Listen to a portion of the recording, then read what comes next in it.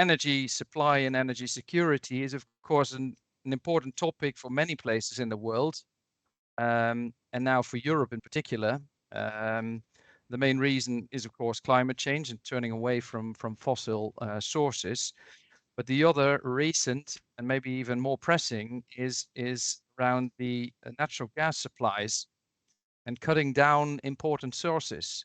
And you might think immediately about Russia, but not to forget Netherlands as a starting point for natural gas throughout Europe has also severely cut down in its production rates. And luckily, we still have some natural gas from Norway, Tina.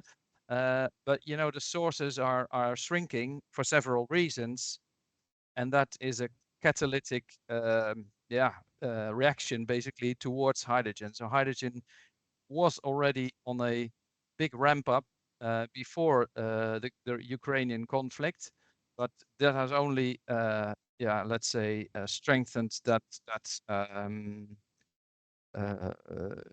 development. So in climate change, many people have focused on the electricity part for the past years. And that's also one of the challenges. You know, we tend to focus on the wrong things, or maybe not on the main things. You know, the much smaller part of energy supply, electricity, it's only 15%, more or less. Our gas transport grid is not visible. However, it is almost 15 times larger than the electricity grid by capacity. And to look at our houses, our domestic energy connection in the houses in Europe is 10 times larger in natural gas than it is with electricity. So the natural gas component, at least in Europe, has a much more significant role in the energy security and energy supply than electricity has. Apart from that, gas transport is about 10 times cheaper than electricity support.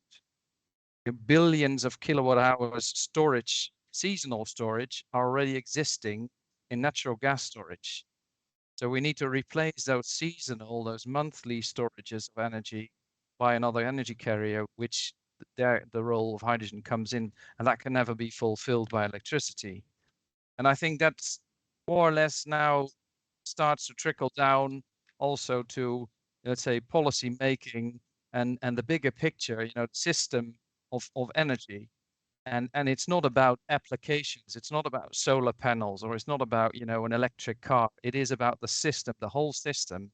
And it cannot be overlooked the role that fossil sources now have in our system, apart from the electricity as energy carrier.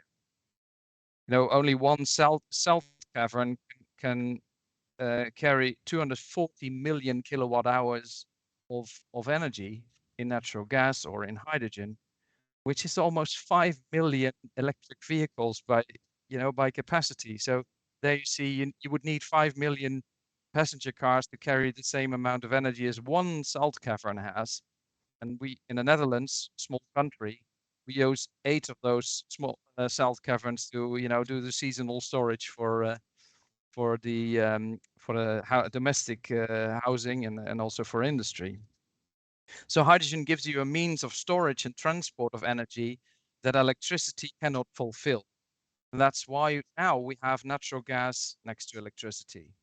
Now, if it were easy to, you know, electrify everything, the role of natural gas would be played out. And